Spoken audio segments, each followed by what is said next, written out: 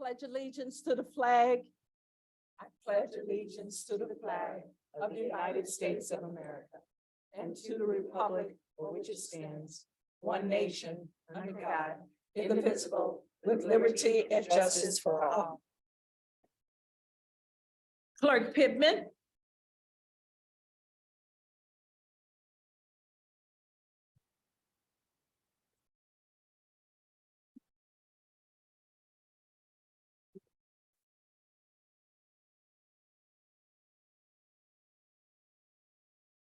The oath of office for Blake Ashby.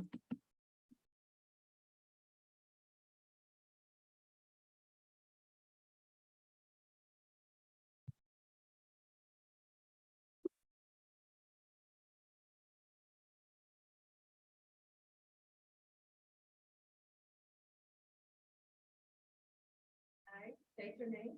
I, Blake Ashby, Do solemnly swear solemnly swear that I possess all the qualifications that I possess all qualifications required by the charter, required and that I am not not subject to to any disqualification this qualification set forth in the charter set forth in the charter in relation to in relation to the office of council member the office of council member of the city of Ferguson, city of Ferguson, and that I will support and that I will support the Constitution and laws the Constitution and laws of the United States of the United States and the state of Missouri, and the state and the charter and ordinances of Ferguson, of the city of Ferguson, Missouri, city of Ferguson, and that I will faithfully discharge and I will faithfully discharge the duties of my office. the duties of my office. So help me God. So help me God.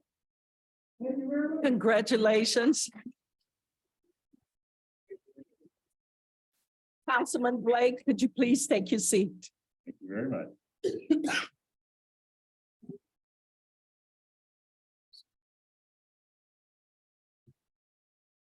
Clerk Pittman, could you please call the roll? Councilwoman Noah, Here. Councilman Palmer, Here. Councilman Ashby, Here. Councilwoman Robinette, Here. Councilwoman Lipka, Here. Councilman Nelson. Here. Jones. Here, a quorum is present. At this time, we're here a motion from Councilwoman Nelson. To make a motion to make an amendment to the agenda for resolution number 2023-10. Is there a second? So moved, Glenda Lipka. All in favor? Aye. Ayes have it. We are going to go to resolution 2023-10. Without objections, we are introduced by council members present. Hear none. Attorney Carey, could you please read the resolution?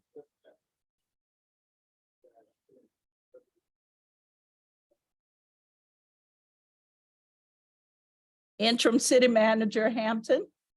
Mayor, Council, this would be appointing Troy Doyle as our new police chief. Is there a motion and a second for approval? So moved, Glenda Lipka. Second. Clerk Pittman, could you please call the roll? Councilwoman Lipka, Aye. Nelson, Aye. Councilwoman Noah, Aye. Councilman Palmer, Aye. Councilman Ashby, Councilwoman Robinette, Aye. Mayor Jones. Aye. Resolution number 2023-10 passes. At this time, Chief Doyle, would you please come and say a few words and introduce us to your family?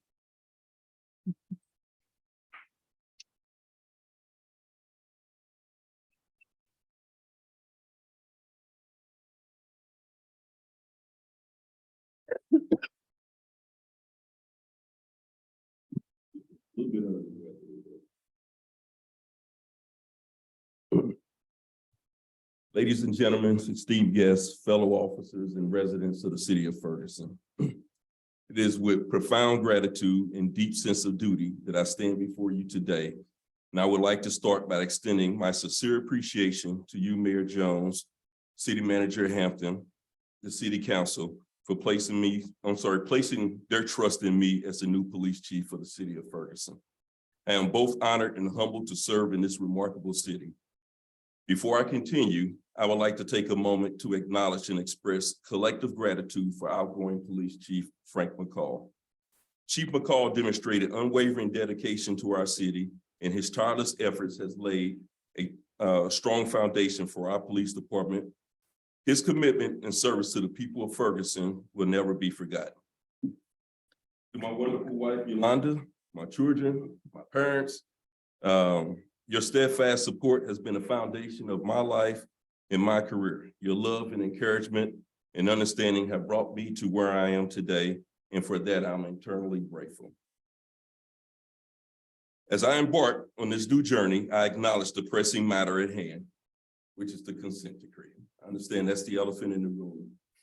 Though my tenure has not officially begun, I have carefully studied both the Department of Justice investigation and the consent decree. Ensuring full compliance with the consent decree is not only a legal requirement, but it also presents an opportunity for us to develop a more robust, efficient, and transparent police department. The consent decree serves as a vehicle for change, fostering improvements for our roles as public servants and enhancing relationships between the police department and the community. We will diligently, work to fulfill its demands, exemplifying our dedication to fairness, transparency, and justice. Tackling crime in our city among the top priorities. Our approach will be targeted, driven, and all-encompassing, focusing on prevention, intervention, and enforcement. The crime plan I have currently, formulated will engage every commander in the police department, ensuring a unified, coordinated effort in addressing crime and bolstering public safety. I recognize also that speeding vehicles have been a significant concern for the community. As I assure you, this issue will not be overlooked. We will take a proactive measure to resolve it, make our streets safer for all residents. I would like to assure the community of my commitment to collaboration and to maintain an open door policy. I'm eagerly to address your concerns, take your suggestions and ideas so we can work hand in hand to make Ferguson a secure and inviting place to live, work, and play. To the devoted officers of the Ferguson Police Department, I commend your dedication to our city. I understand the challenges ahead, and I want you to know that we have much work to do. However, I firmly believe in our collective capacity to overcome these obstacles and transform our department into a paragon of excellence, building upon the groundwork currently laid by Chief Frank McCall. Together, we will create a police department that the residents of Ferguson can take pride in, and the truly embody the values and aspirations of an extraordinary community. Thank you for all your support, and let us unite in the vision for a brighter future for the city of Ferguson.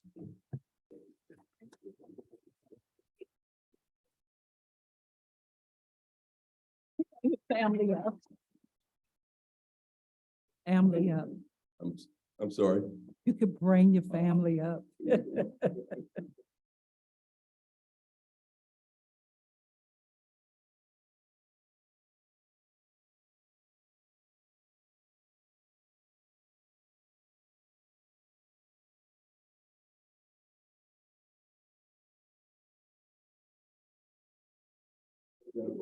Wife Yolanda,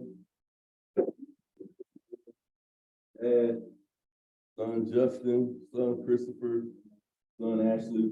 I got a daughter that's in school. She's graduating in Ethan. I'm sorry. I got a daughter that's graduating from nursing school. That Ashley? That's Ashley. Mayor, and we will give a date when we do the swearing in. We'll let Okay. everybody know. We are very, very thrilled to have you. So thank you very much for your commitment and welcome to Ferguson.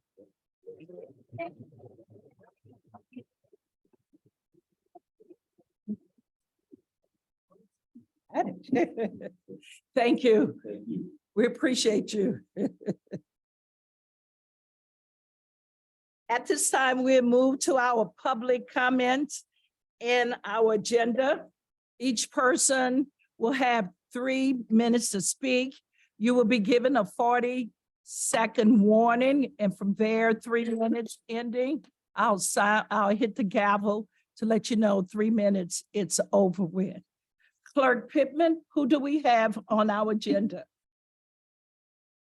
Okay, Mayor. First, we have Donna Thurman. Dr.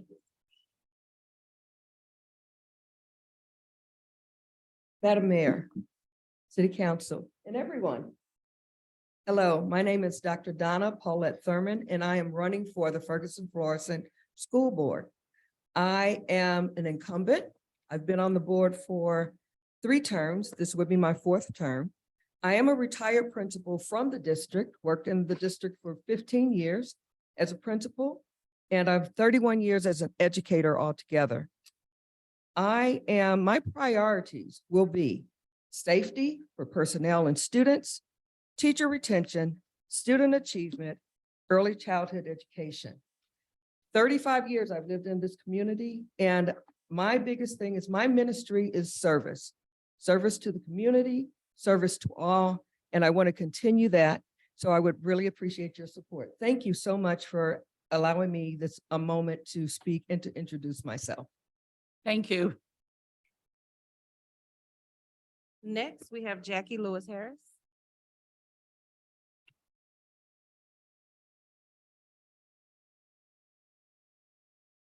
Good evening. Good evening. I'm Dr. Lewis Harris. I live on North Barrett.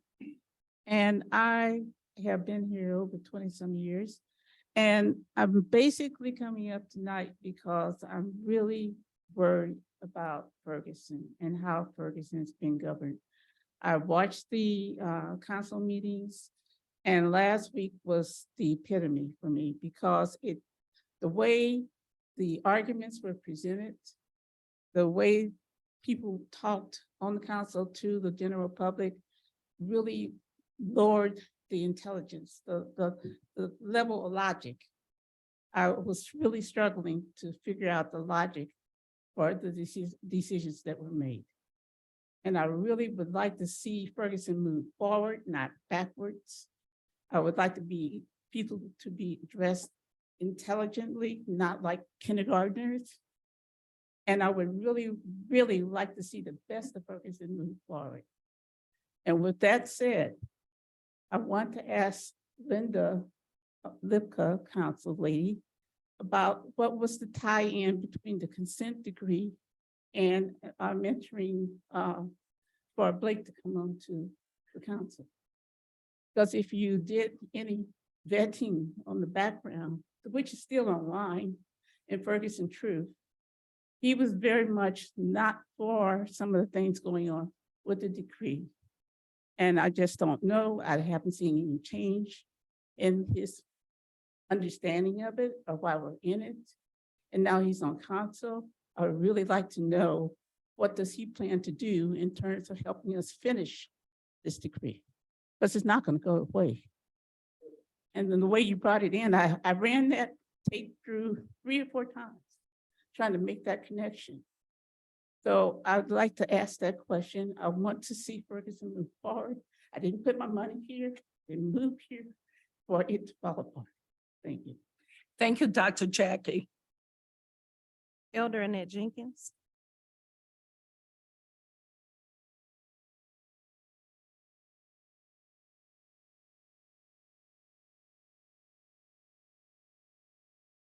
Good evening, council. Councilor Frazier, it's good to see you. The accident you was in, I don't think you should be sitting there, but you are a strong woman. I would like to start from the charter this evening. In section 11.2, it states, officers or employee interested in contracts. No officer or employee of the city shall financially be interested or indirect or direct with the city, financially interest in sales of land, material, supplies, or service on except behalf of the city of the employee. Any violation of this section shall be surrender the contract or sale void and any officer or employee violating this section shall be therefore announced out of his office. According to this charter, there are two things that must happen with Michael Palmer. He must step down as councilperson immediately, or he must make the last transaction void.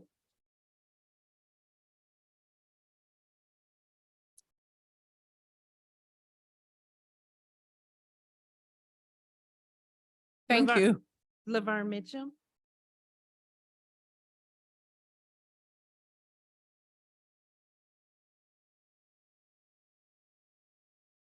Good evening, council. Good evening. My comments tonight are regarding the passing of Bill 7241.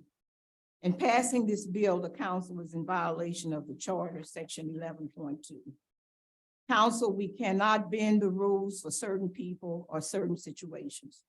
I totally understand the circumstances regarding the property at 58 South Barrett. However, the charter makes it clear that Councilman Palmer can engage in any contract, direct or indirect, with the city. Attorney Apollo stated that there are no other bids or there were no other bids with contractors. It's very hard for me to believe in the North County area, no one applied for this property or to tear it down. The question is, how did the city advertise the job or the sale of the property? In February, the Ferguson community removed a councilwoman due to her violating the charter. The cost to put this on the ballot was between $7,000 and $10,000 for the city of Ferguson. This council has stated if Councilman Palmer doesn't take on this transaction, the city will have to pay $15,000 to tear it down. I personally believe if the advertisement was done in an effective, productive way, the city would have received several proposals. The question is, how was it advertised? Councilman Palmer cannot engage in this transaction. He must either step down as councilman or the city must make the transaction void and cancel. Again, I will emphasize, the charter is to be followed by all of us. No exceptions, no special situations. Thank you. Adrian Shropshire.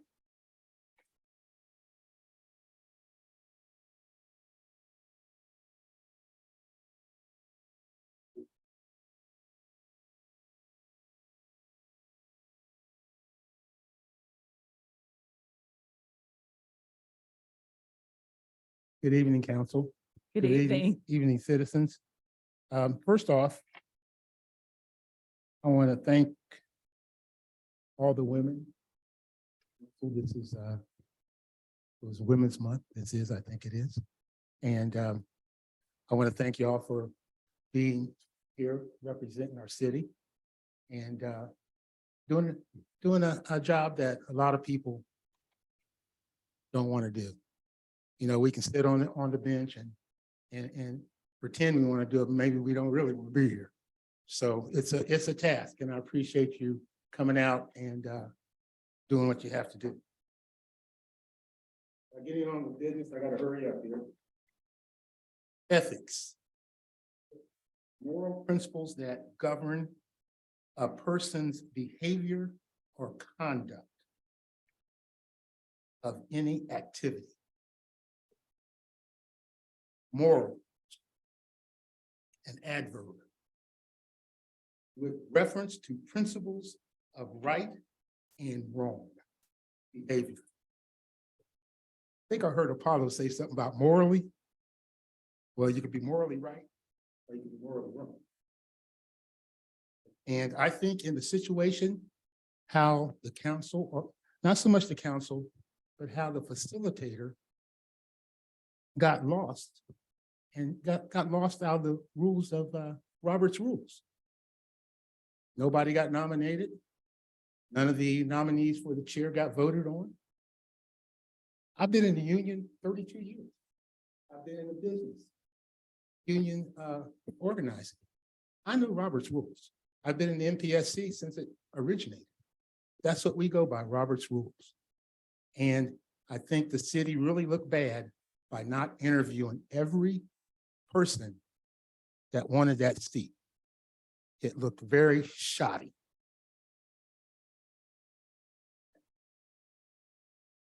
Construction work in the city, no minority contractor has did any work of any significance. Not since I've lived here. Mowing grass, that's not work in the city. I'm talking about building some buildings, making some money. The property that was given to Mr. Palmer, the value was $60,000 before the fire. And if I'm not mistaken, it's worth, what, 6,000 now, 3,000? 40 seconds. Most contractors don't have time to look at a North County. Do we have a diversity inclusion program? How do minority contractors find out about these homes and bids? I would like to have an answer to that by next council meeting. There's deadlines. How do you advertise your contracts outside a paper that you have to subscribe to and pay $200 a month, a year, sorry? They have to pay to become a member of the North County. Small contractors can't do that. We need a diversity inclusion program for our contracts that are leased to qualified minorities, women, and other people that have the right to be in here doing some work. Thank you, Mr. Shropshire. Thank you, council. Thank you. Alan Miller.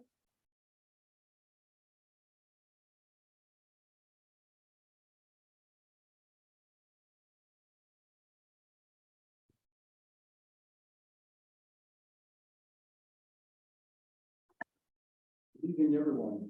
Good evening. First, I want to express my sincere appreciation to Councilor Robinette and Mr. Carey for explaining the council's reasoning regarding the property at 58 South Barrett, which has a current value of $35,000, according to the county records. Although many people were not convinced by your explanation, it is still extremely important that we understand the council's reasoning. Next, I put my name up for consideration to fill a vacant Ward 2 seat only so there would be an alternative to consider. Still, I never imagined you would have made a written arrangement with Blake Ashby for the seat. Blake stood at this podium and completely misrepresented his involvement with the Neighborhood Policing Steering Committee. The NPSC Facilitation Committee has sent a letter to the Post-Dispatch refuting his claims, and we are currently working on an op-ed and letters to the court to set the record straight. Did you even try to vet Blake before you settled on him? Since you weren't regular attendees in the NPSC meetings, you didn't witness his behavior there. You might even have missed his anti-consent decree public comments before this council and his presentation before Judge Perry. Even so, Blake has an enormous paper trail. I actually hope you did fail to research Blake before you recruited him, because I fear what it says if you chose him knowing his history. As for me, I'm not discouraged by your decision. The DOJ and the judge are going to hold the city to the terms of the consent decree. They won't be swayed. Further, my work on behalf of the community will continue unabated. I will continue to work with the Police Training Committee as we develop CPO and OIT training programs to become models for effective yet constitutional and ethical law enforcement. I will continue to work with the NPSC as we pivot from reviewing police policies to evaluating the effectiveness of those policies and training. Together as the Civilian Review Board, these three entities will continue to do the work that will truly move our city into compliance with consent decree. I will continue to advocate for changes in our zoning ordinance and the ordinances for the Zoning Commission, Architectural Review Board, and Board of Adjustment to diminish the structural racism and the economic apartheid inherent in those ordinances. I will continue to advocate for the implementation of the Ferguson 2040 plan, emphasizing the benefits to our city of diversity, equity, and inclusion. 40 seconds. And I will keep pushing for completion of the audit of the economic sales tax disbursements and completion of the comprehensive audit so that we can ensure our government is free of illegal or unethical behavior. Together, we can build a community of trust, compassion, stability, and hope. I welcome the rest of the Ferguson community to work with me and the other activists in our community on these and other issues of importance so that together we can form the beloved community that we want. Thank you. Thank you. Cassandra Butler.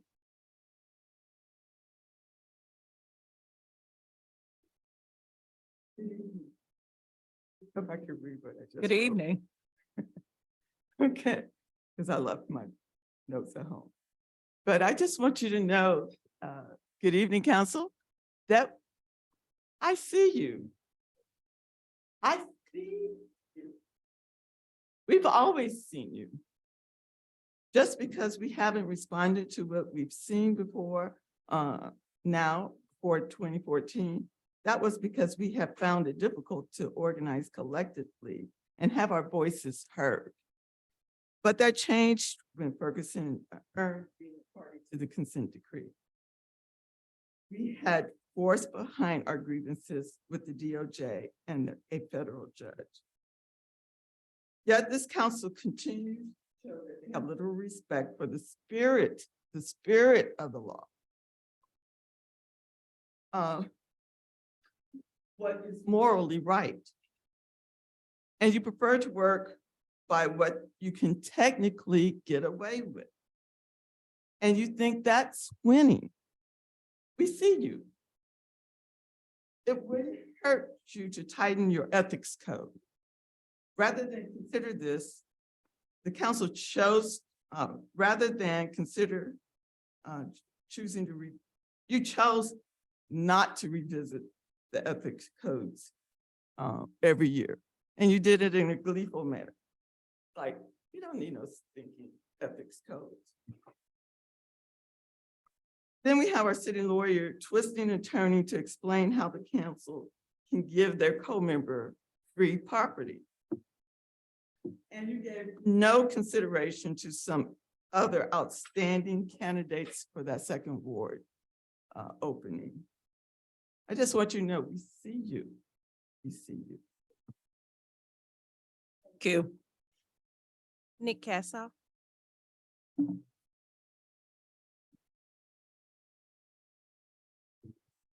Good evening. Just a couple of quick things. First of all, regarding the huge fee that one has to pay to look at bids in the St. Louis County. And first of all, I want to correct the figure. A subscription to the St. Louis County isn't $200 a year, it's $440 a year, which would be a great burden to a contractor were it not for the fact that you can go to the St. Louis County's website and look at bids for free. And if there's any minority contractor who feels shut out of the St. Louis County and needs technical assistance to access this, my number is 991-7740. Tell them to give me a call and I'll be happy to help. Obviously, it's in the best interest of the city to have as many people bidding on our things as possible. And that would include the minority contractors who don't have $440. So I'll be happy to help anybody who has difficulty accessing those bid announcements, which are in fact available free to anybody who wants them.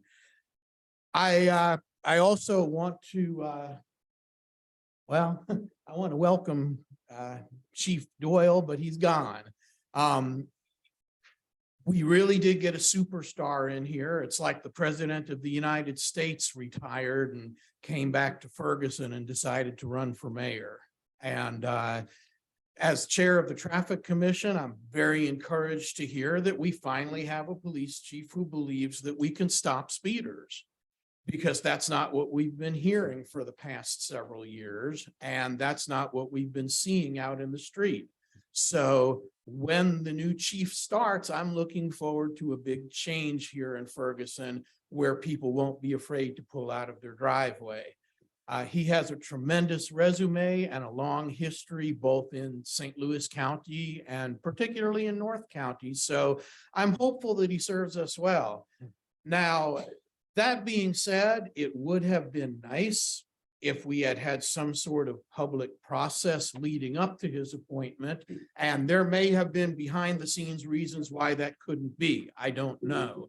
But I know there's going to be people in the community who say, gee, we wish we had heard from him and knew a little more about him before council had that vote. Transparency is important, and there was none of that for this. 40 seconds. Nevertheless, it looks like we made a wise choice, and I hope that the future years of Chief Doyle's service prove that to be true. Thank you. Thank you. Erica Brooks. Good evening. I wanted Good to say, evening. I just want to say a little bit about what everybody else has been saying, that were nominees to fill the seat of for Ward 2. I felt made invisible. The opportunity just to be able to, be voted on, it was a selection, it was not an appointment. And so to be able to just say, hey, you know what, we want to ask everybody, on the dais, who you want to vote for, who's going to vote yes, who's going to vote no. That would have been a more official process than to just put somebody in the office, because like Heather says, she contacted who she wanted to be in the office that past weekend. So let's go to the comments that I want to actually make here. Understanding your personal liability as a city official, your point of unethical privilege as a business entity, you are doing business as a taxpaying citizen of Ferguson. When you were doing business as Palmer Real Estate LLC and tax-paying resident, bidding on post-third sale properties was an opportunity to purchase, was an open opportunity to purchase property without the intent of using your authority as a city council member to get the fringe benefits of not buying the property from the county or at the total appraised value. However, you waited until the city of Ferguson obtained the property and it was available in the city's restoration program for post-third inventory. Linda said that in the February 28th, 2023 city council meeting, the Palmer will not benefit from the transaction or transfer of property as a result of the RFP for 53 South Barrett. Contrary to that, there was a contractual agreement, the city of Ferguson personally allowed him to relieve himself of the cost of all the years of taxes, the interest, the penalties, the expenses, and the incidental expenses to the sale. And to really add insult to injury, the city of Ferguson transferred the sale in exchange for his business, Palmer Real Estate LLC, to obtain a certificate for the restoration program. The property, as I looked at the website today, as of March 14, 2023, the current property value is $59,500 on a TrueLove website. The 2022 assessment value is $35,700. 40 seconds. But the typical home value, in addition to the homes that's in right now, when it gets to be restored or is at its ultimate restoration, is $104,613. The house, so Linda said Palmer is not going to gain anything. I beg to differ, because that's a $65,000, $913 gain in addition to what's going to be worth when the house is restored. This leads me to some other questions. Ms. Brooks, your time is up. Hold up, Palmer. Ms. Brooks, your time is up. I Your just got a time question. is up. Why did Palmer purchase Ms. land Brooks, your time is up. county? And Miss also, Ms. if Brooks, you your wanna time is up. Make one suggestion. Ms. If you Brooks, put the property in a neighborhood. Ms. Brooks, your paper- time is up.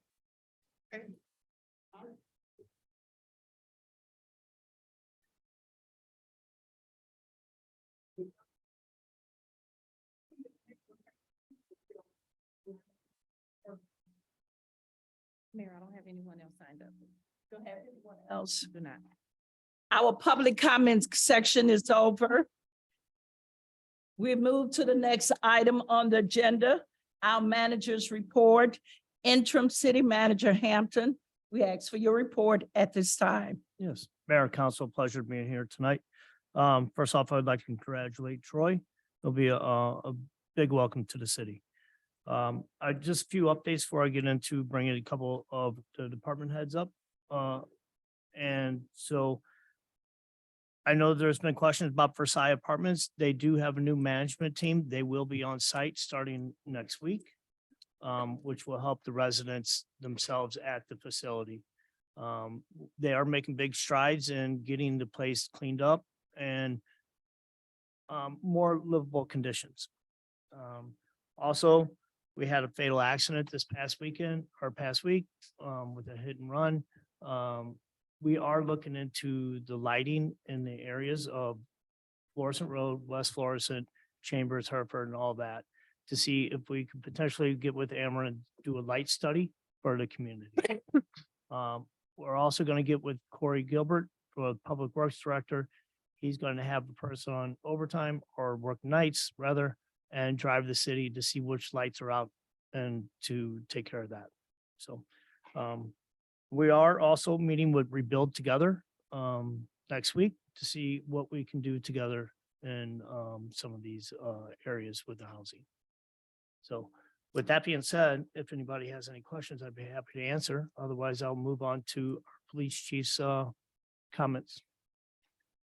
You can comment about the meeting that you're gonna have with Public Works, St. Louis County Public Works, about the roundabout and Elizabeth.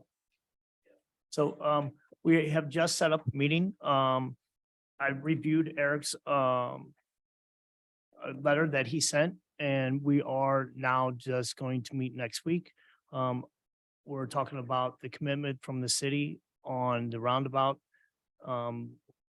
I believe Corey Bush is trying to push it as well along, so we can move this forward and get it going quicker than later. I will have more information on that next week when we have the meeting. Mayor, thank you. Thank you. Thank you. Financial involvement of the city? I do not believe so right now. I will have to see. No, you know what? I believe there is. I think it's an 80-20 split. 20% Ferguson. So the meeting But that you're you gonna have to remember, we are part of Hereford.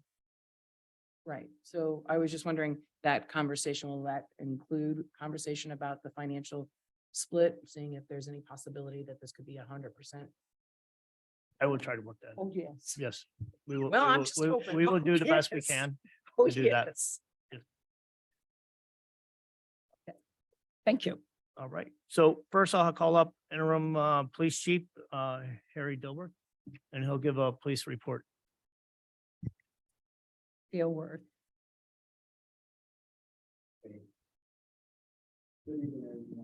Good evening. Ferguson and Fine Council. I'm Captain Harold Dilworth. I'm gonna give you basically a report on the state of our police department. Currently, we have on staff 29 sworn officers, 17 civilian personnel that work diligent every day to try to service the citizens of Ferguson. We had a staff meeting this week, which I outlined 3 highlight topics that I would like to, and everyone else would like to see achieved. First of all was the consent decree. Second was recruiting and retention. And third was our accreditation process.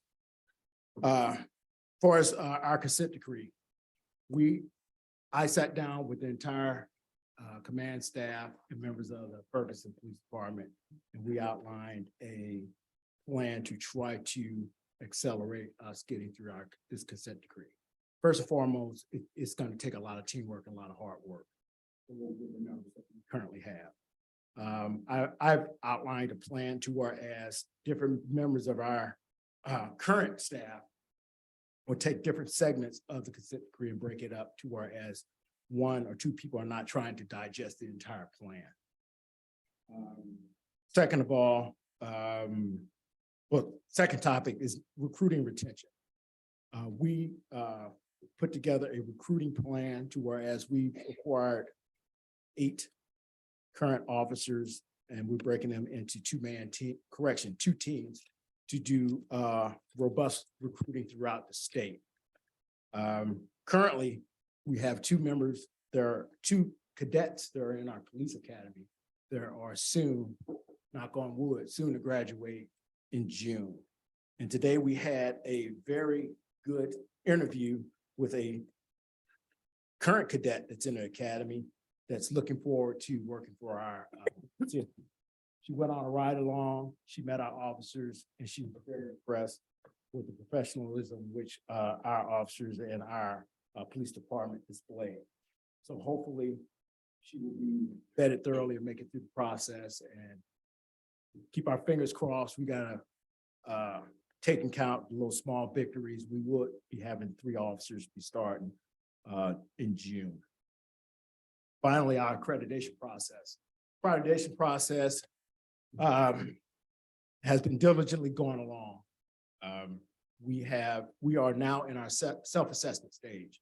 Our self-assessment stage is where we do a self-assessment on all 117 criteria of the accreditation.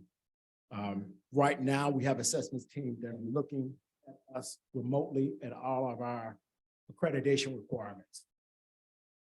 These accreditation requirements parallel the consent decree. I both also work on the consent decree and work on our accreditation, and all our policies and procedures are hand in hand. So I look at it as a win-win on both ends. If we complete this accreditation, we completed a very lot part of the segment of the consent decree dealing with policies and procedures.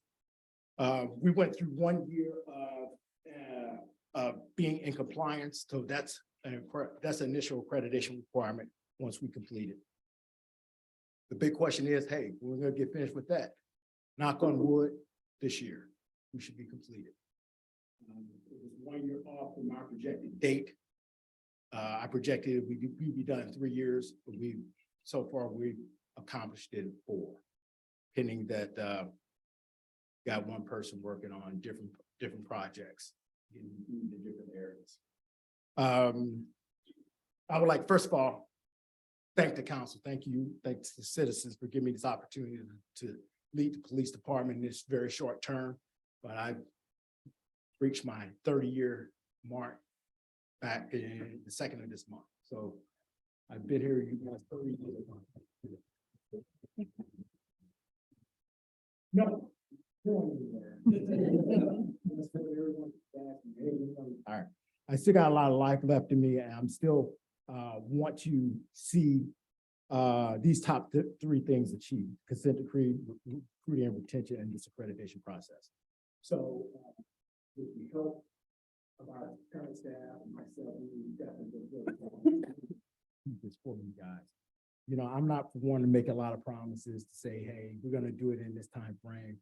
Hey, we're gonna get it done. And with the support of everyone, I intend on doing that. Crime reports. Our status 1 crimes are down. Status 1 homicides, assaults, robberies, burglaries, they are down. I did a crime report, which I'm getting ready to publish. I sent it out to our staff. We reviewed it.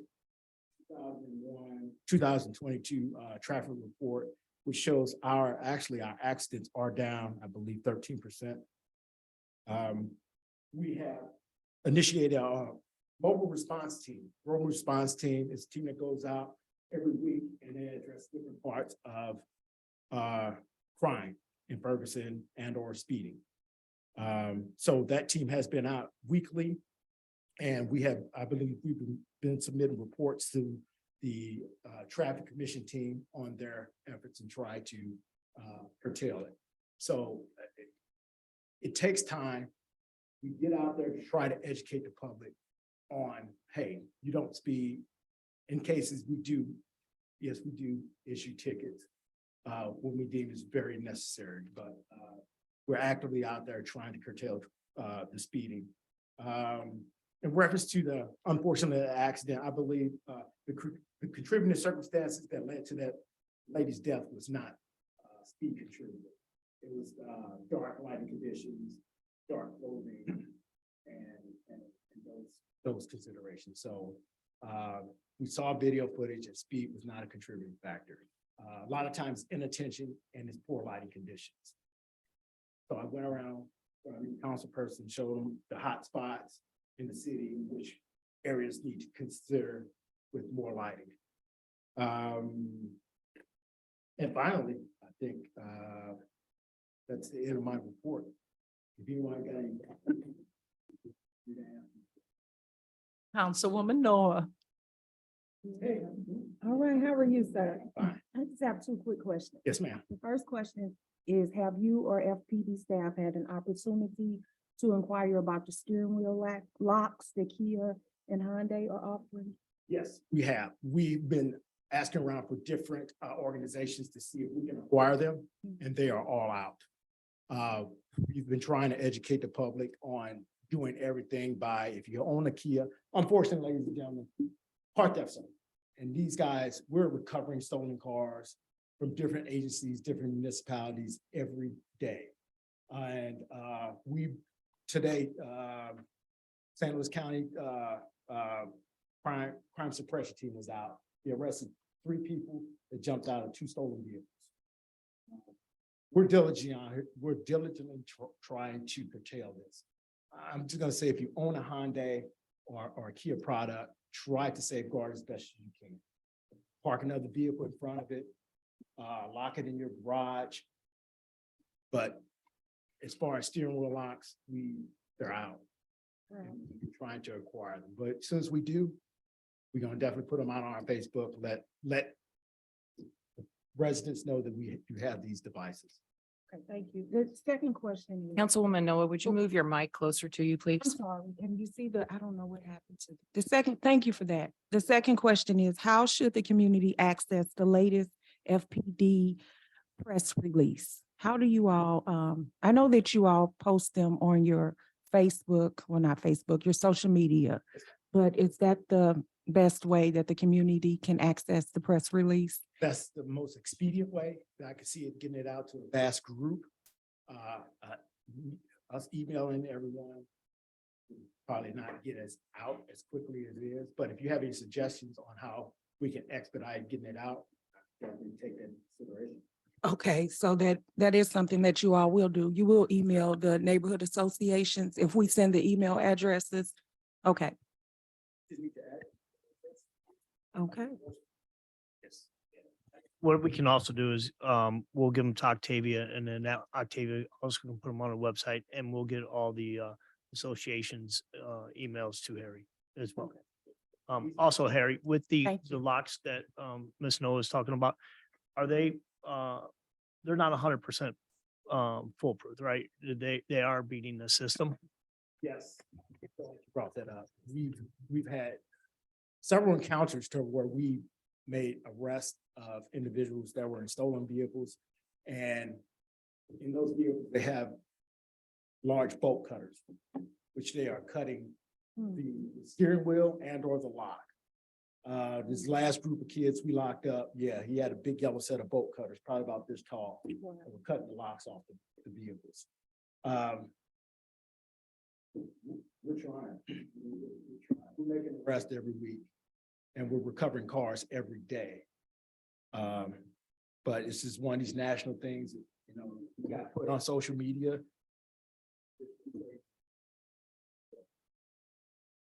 Any other questions? Councilwoman Lipka. Yes, ma'am.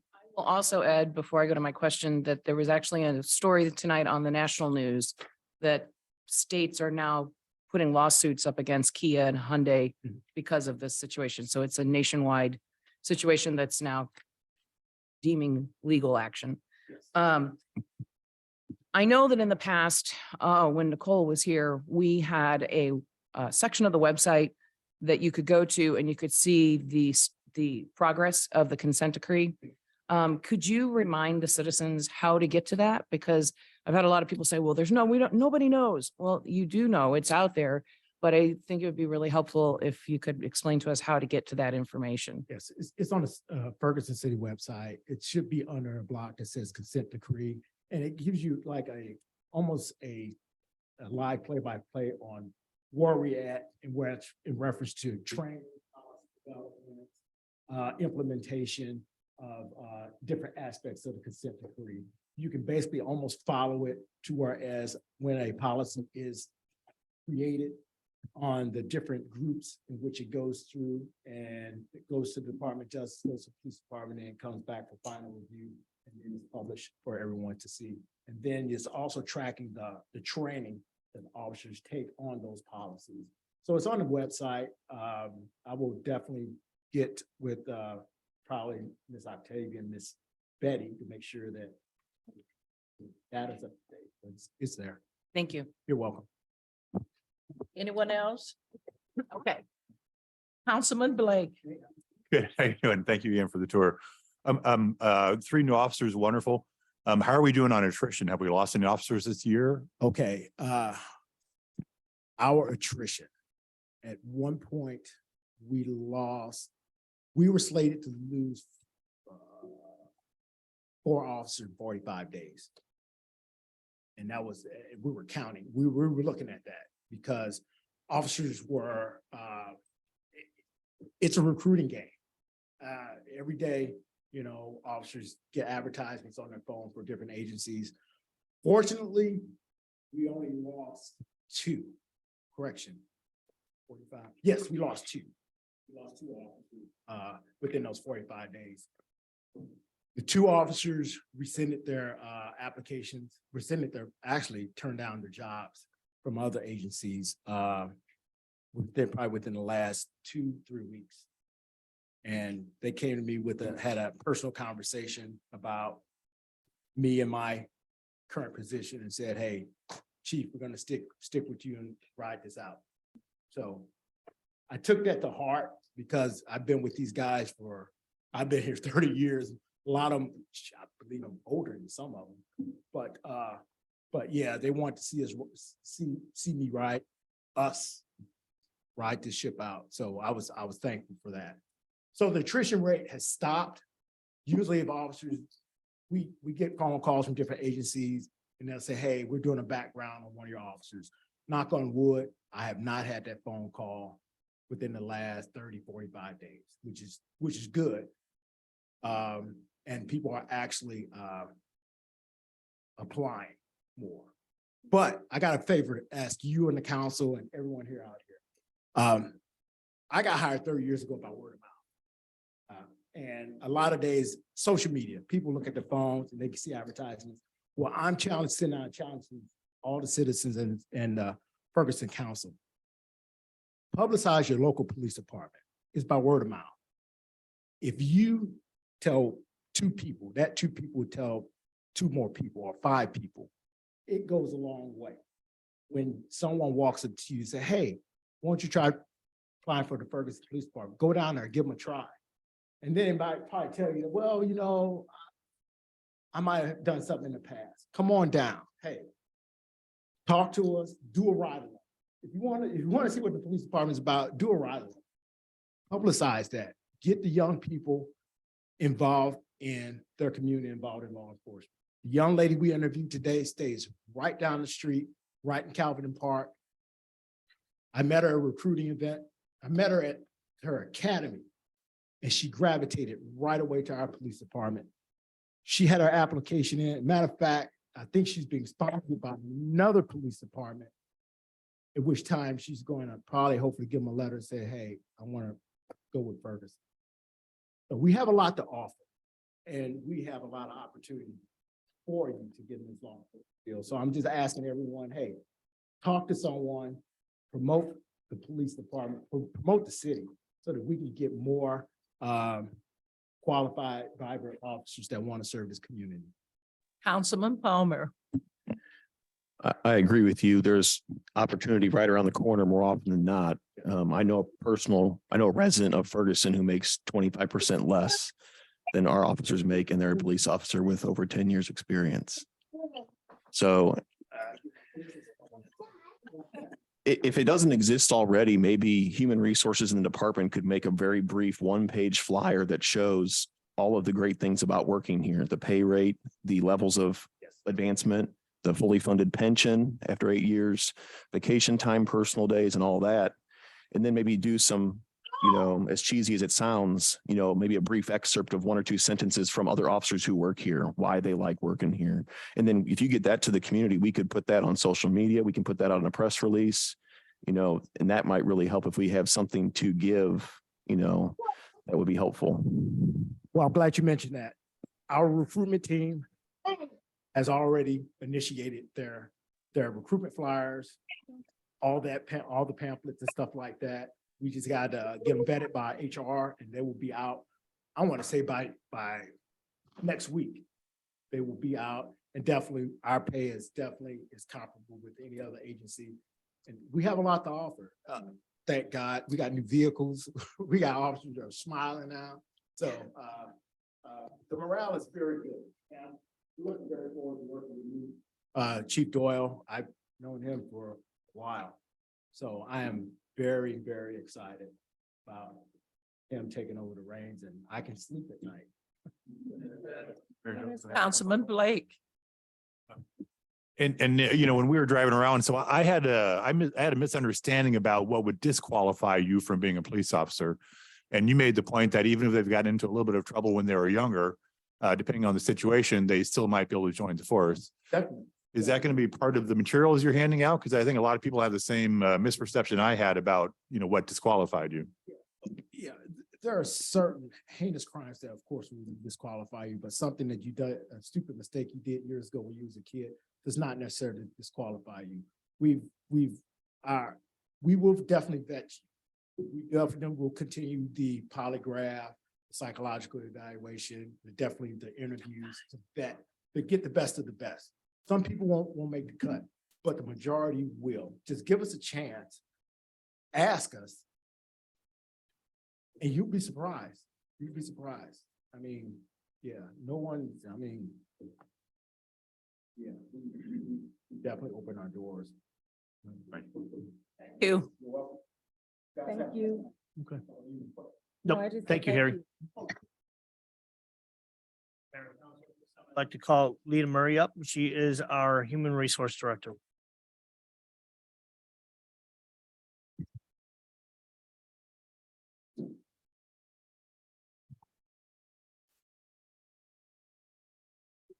Good evening.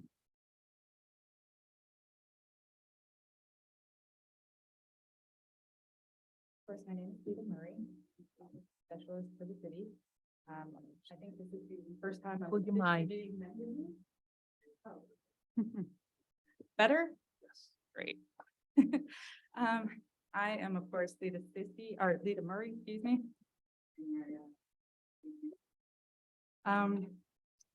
I am the HR specialist for the city, and I will be the update for the next one. Begin with, recruitment is off to a very good start. I'm very happy to tell you that in addition to we have just signed a contract for a new community development director. Her name is Rachel St. Pierre. She'll be joining us from the city of Park Hill, and she's going to be joining our team neighbors. We're very excited about that.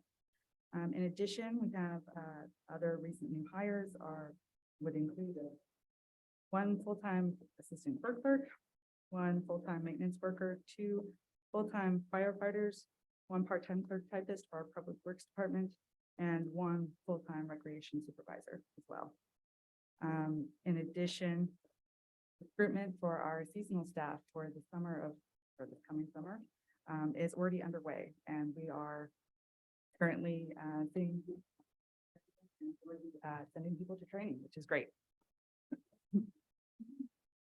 Our vacancies currently stand at 4 full-time maintenance worker positions, 3 part-time police dispatchers, 3 full-time police dispatchers, 11 full-time police officers, 2 part-time assistant court clerks, and 1 part-time front desk building attendant for our Parks and Recreation Department. Recent changes, there are a few. I have successfully changed the life insurance providers from the Standard to a company called the Hartford, which saved the city just a little over $3,000 annually. In addition, I've put together a new hire orientation guide, which is now provided to new hires prior to their start date to ensure they have a smoother onboarding process. Lastly, and I'm glad you brought it up, Council Member, I composed a new benefits summary to be used for recruitment events. And of course, we may be sort of reworking some of the formatting a little bit just to kind of customize for particular events. Just to highlight a few of the achievements that we've had in human resources over the last year. We recruited a finance director and a new consent decree coordinator, as well as several other positions, of course, including a payroll specialist, which is great. We reestablished DOT initial and random drug testing for all our CDL drivers working for the city. I've sourced a new background and drug screening provider called Choice Screening, which has saved the city between $32 and $44 per background drug screening for our onboarding. In addition, and last for achievements, we conducted several successful events. One hearing assessment event, blood pressure event for our employees, and 2 wellness screening events. And our employee engagement is growing, so that's great. We do have a 3rd and final wellness event that we're going to be putting on for our employees on April 12th. That's going to be over at our Firehouse 1, and it's going to be open to all of our employees and eligible spouses, of course. We'll be sending out notifications and have been sending out notifications twice a week, and will be to try to build on employee engagement. Lastly, just to highlight a few of my plans I have personally for HR, we would like to reach out to the Ferguson Florissant School District, the University of Missouri, St. Louis, Paris Stowe State University, Washington University, St. Louis University, and Rankin Technical College, excuse me, to engage in career fairs and recruiting events. I believe that this could have a real impact in our recruiting efforts. I'd also like to implement a learning management system. I have sourced a company called Lexipol, offers a learning management system called LocalGovU.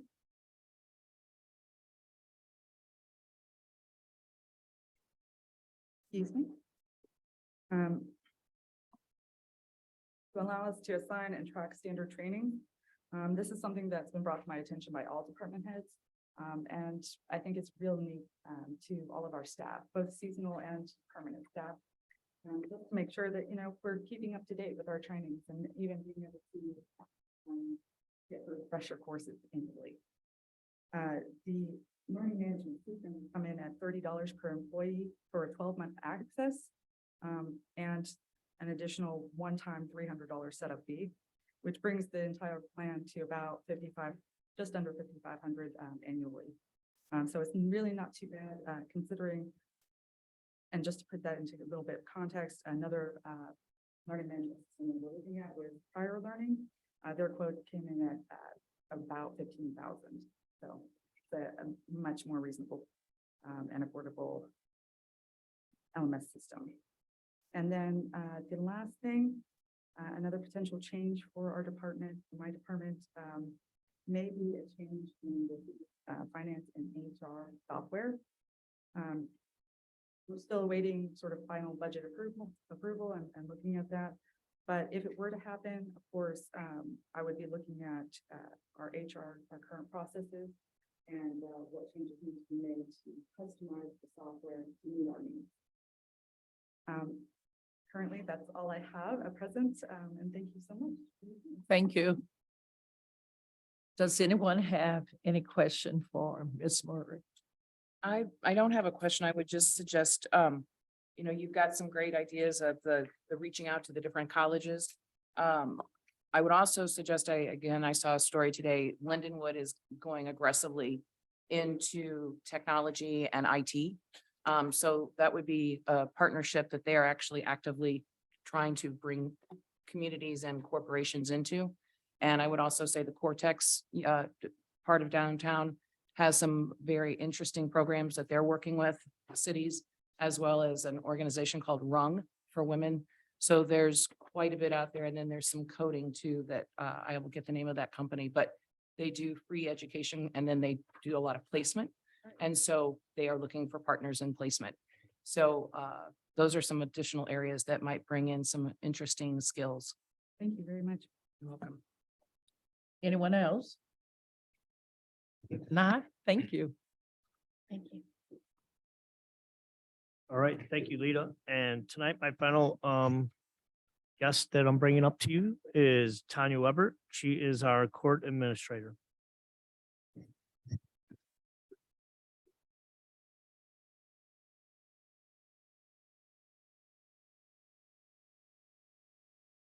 Good evening, everyone in attendance.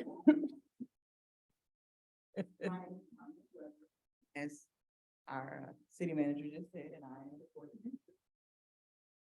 I don't have a long update because, as you know, court is all about paperwork. And I am now the queen of paperwork. We have two judges, Judge Ferguson and Judge Ferguson. The best thing about having two judges is the availability, so we still have day and night court. We have a 3-person prosecutorial staff, also to have that availability. We recently hired a court clerk. She was poached. I mean, we acquired her from St. John municipality. Right now, we're working on Warren. We all know him.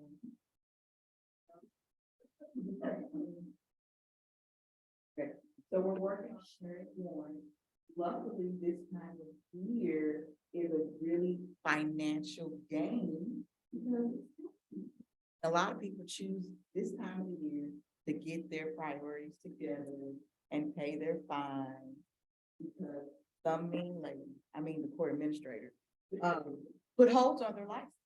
So that benefits us because the fines are paid and they move paperwork out of the thing.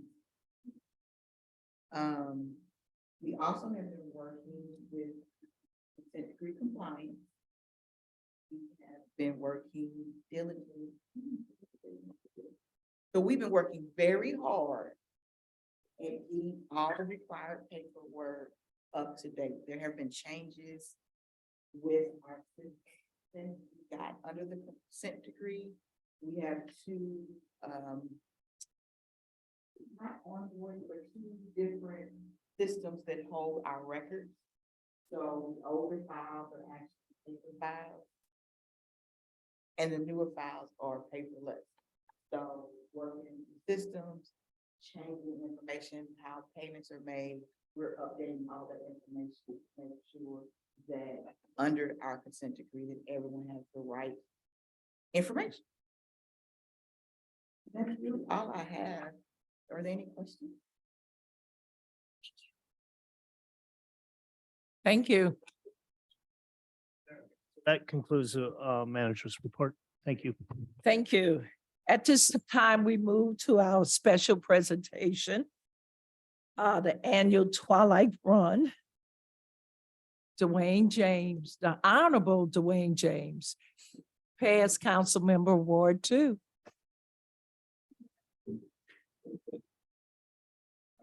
Hello, everyone. My name is Dwayne T. James. Hi, Mayor. Hi, Council people. How are you all doing tonight? So I'm here to talk about the annual Ferguson Twilight Run, 2023, May 20th. It's right around the corner. And so I will be very, very, very brief. Please. Stay focused. Thank you, because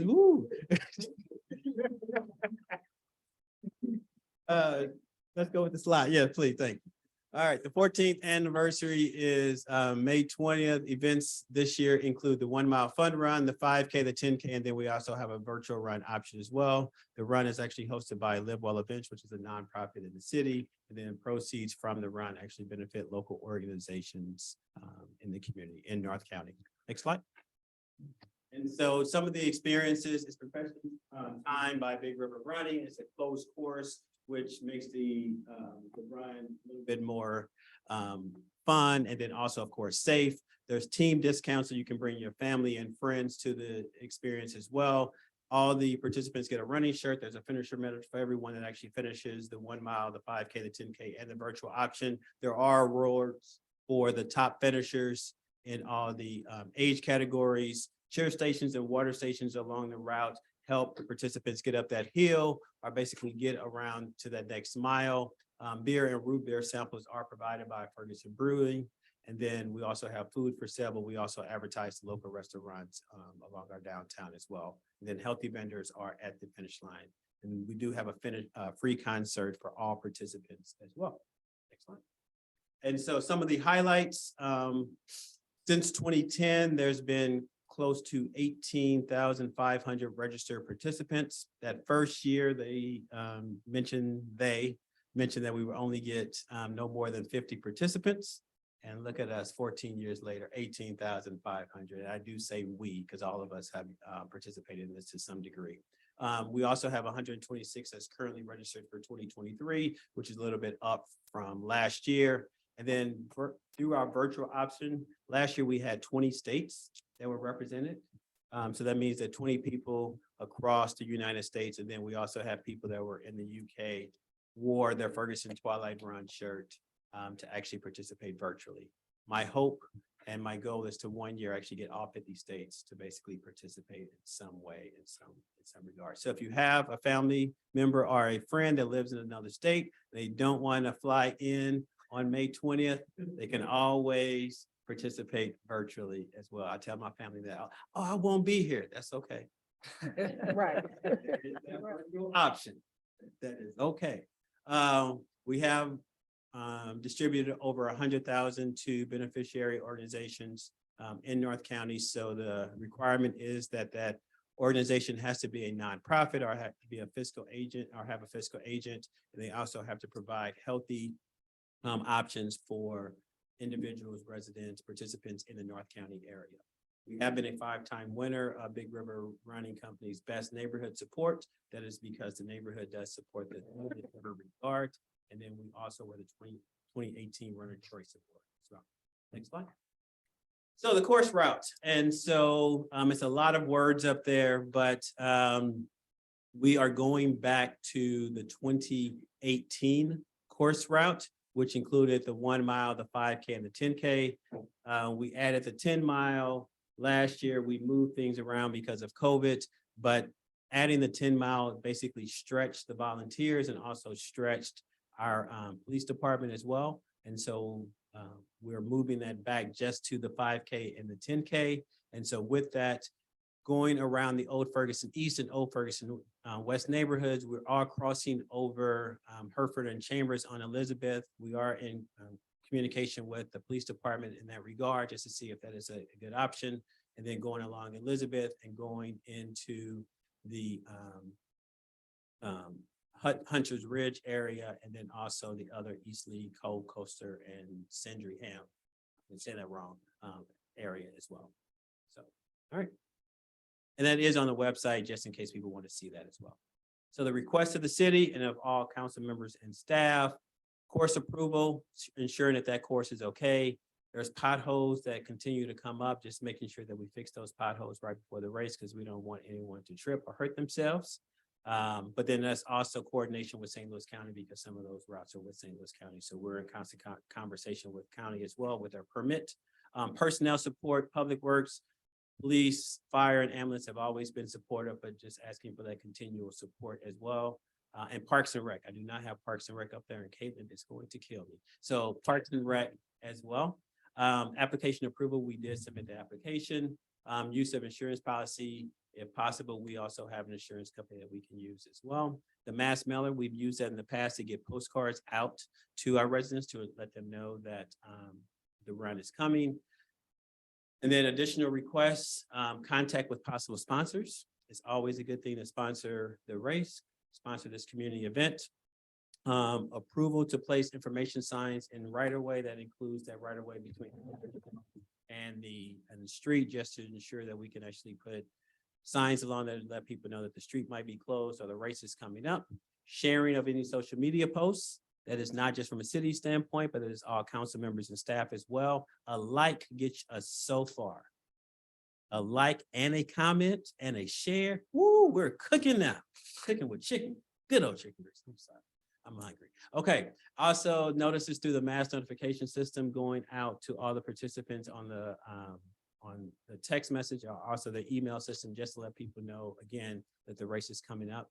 We can always do more to communicate that this race is happening along. And then, of course, register, volunteer, and invite others to basically run with you on May 20th as well. Could be a great challenge. It's always a good time. I know I've seen all of your faces out there in some regard. It would be good to see all your faces and 100 of your friends as well. I mean, that would just be magical. Just magical. We do have those team options, so just think about that as well. All right, next slide. All right, our offer peak performance sponsorship, and so that's a 3,500 monetary level value to the city, and so that would include a logo on the 1 mile metal ribbon. So everyone that completes the 1 mile we get a medal, and then on the ribbon, it basically says it was sponsored by the city of Ferguson. We also will reimburse the city for a portion of the fees up to $7,000. Now, understand that it's more. The city provides more than that monetary value, but that's how much we can actually have budgeted at this time. And if there's anything else that we can do to make sure that we are a good community partner, please let us know. We can have conversations with any one of you through the city manager or also through the Parks and Rec as well. Special thanks. I represent an amazing planning team. Again, all the text is small. It looks so big on my screen, but as you can see, there are amazing individuals that meet every other week to talk about every aspect of the race. And so I am just one member of that amazing planning team. Many of those have participated and been a part of this since 2010, that first planning meeting. And so I just want to say, again, I am just one representative of an amazing group of individuals. We also have current sponsors that are also coming in to support us currently. Sponsorships are always available. So again, if you know of anyone that might want to sponsor, please let us know. There are sponsorships everywhere, less from $100 all the way up to $3,500. And then I can't, I want to thank everyone in this room, everyone that might be looking on the screen as well, because this is not my race. This is not the planning team's race. This is all of our races. And I say that wholeheartedly just because we cannot put this on singular. So, next slide. Run with Ferguson, please. I have my shirt on, so ask me about it if you want to, but follow us on Facebook, Twitter, YouTube, and Instagram, all the social media channels. Become a sponsor and our volunteer options are open. You can still run the race or walk the race and still volunteer. There are volunteer options open up until a month out. And so if you know someone that might be interested, please let us know. We've had people that started as volunteers and now have participated in the race and run marathons. And so it's always great to see individuals participate however they feel comfortable in participating. You can register at www.fergtwilightrun.com. And if you have any questions, you know how to get a hold of me, or you can do race director at fergtwilightrun.com. And that's it. Any questions? Thank you. I know everyone's gonna go ahead and register right now, so I'll just go ahead and give you some time to register. You know, go ahead, bring up it's all good. All right, thank you very much. Thank you, Dwayne. Okay. Next person on the agenda, Pat Kelly, Metro St. Louis Municipal League. He's going to talk to us about the Prop M.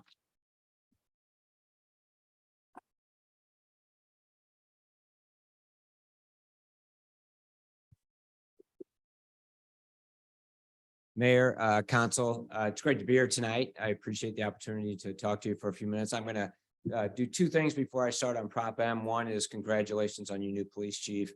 That is really, really great for your community and North County as a whole. I'm very excited about it. Can't wait to put that in our newsletter and let everybody else know. course, I know all the police departments already know already. So anyway. They do. But that is great news. And then another thing, some of you might not know, but I was an elected official in St. Louis County for 22 years. During that time, I learned that there's one key employee for the city that really manages the city. And without a great city clerk, cities don't really go that far. I was fortunate enough to work with Octavia. She was my city clerk when I was at the city of Brentwood. And I also learned that when the city clerk asks you to do something, you're supposed to do it, right? And so that's why I'm here tonight, because Octavia called me and she said, sure. And Brentwood's loss was your gain. Octavia is really a great city clerk and again, a real asset to the city of Ferguson. I'm here tonight to just talk to you real briefly and answer any question you might have about Prop M. Just a little bit of background.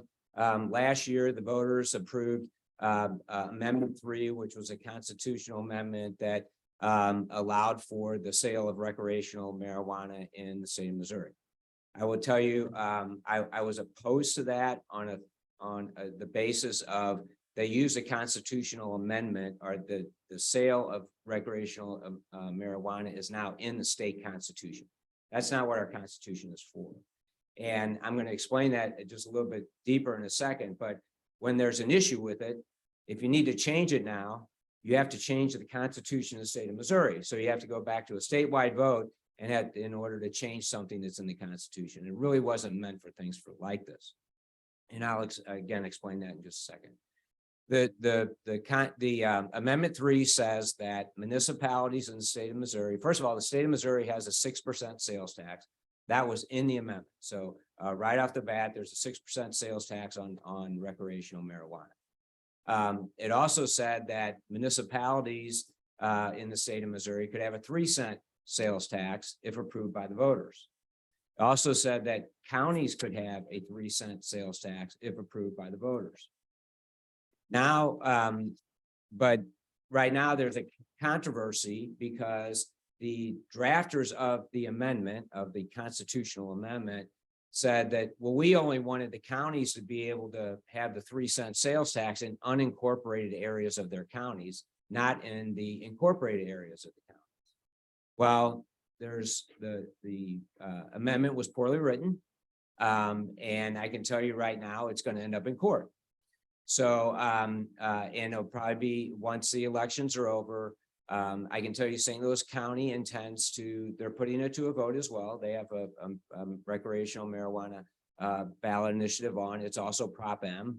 And so are the 35 cities in St. Louis County are also Prop M that have it on the ballot. And so if that is approved, St. Louis County intends for that tax to be collected in all of St. Louis County, which I believe is the way it should be. They call this stacking of taxes, but that's a county tax and we have municipal taxes. And in the amendment, it says county tax and municipal tax. So that'll be settled. But that's not really an issue for the municipalities. The municipalities, we know it's very clear, have a right to put to their voters and ask for a 3% sales tax on recreational marijuana. What that will do for the city of Ferguson is industry averages so far in other states that have legalized recreational marijuana based on a 3% sales tax. They estimate that the average retail store will generate about $150,000 a year in sales tax revenue for that community. So if you have two, it'd be $300,000. And so, as I mentioned earlier, there's 35 municipalities in St. Louis County that will have it on the ballot in April, as well as St. Louis County.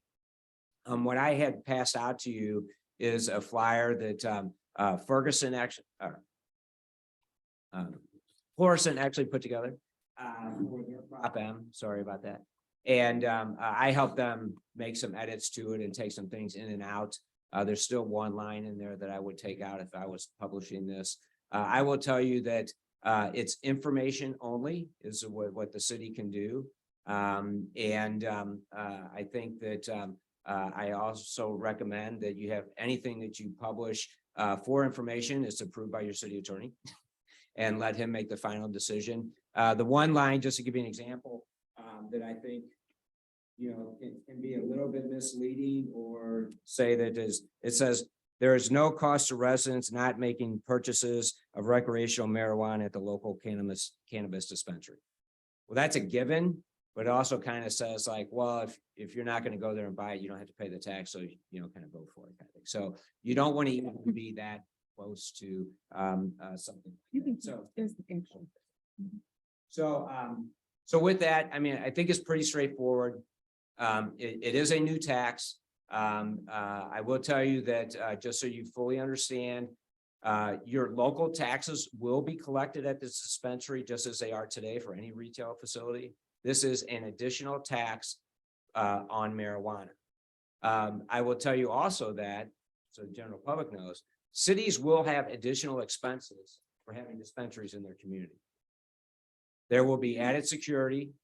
A lot of the dispensaries ask for police officers to help take them when they take their deposits, because it still is a very heavily cash business, because it's still against federal laws. So some banks don't take, they can't process credit cards using that. Dispensaries ask for police escorts when they're taking their deposits to the bank. And so it's not like this is just adding another little 5 and dime to your community. There will be added expenses. And I think there is justification for additional taxes on those types of businesses. So with that, I'd be happy to answer any questions. Councilwoman Lipka.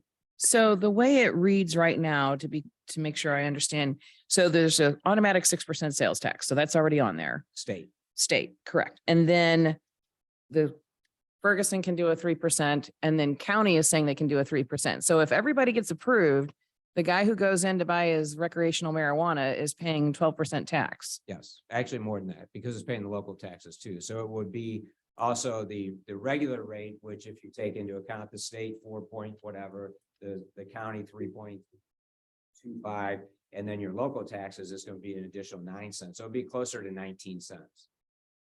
But I will tell you that if you look at our surrounding states that have legalized marijuana, that is probably still the cheapest. In Illinois, they actually have a scale for their recreational marijuana that the higher the content of the THC or whatever, the higher the content, the higher the tax you pay on. So some of theirs are close to 30 cents. Still cheaper than cigarettes. So any other questions? Councilwoman Noor, you look like you had a question. Okay. Any other questions? Thank you, Pat. Appreciate it. I appreciate it. Thanks for letting me come tonight. Thanks. Next person on the agenda, a lad Gross from Department of Human Services.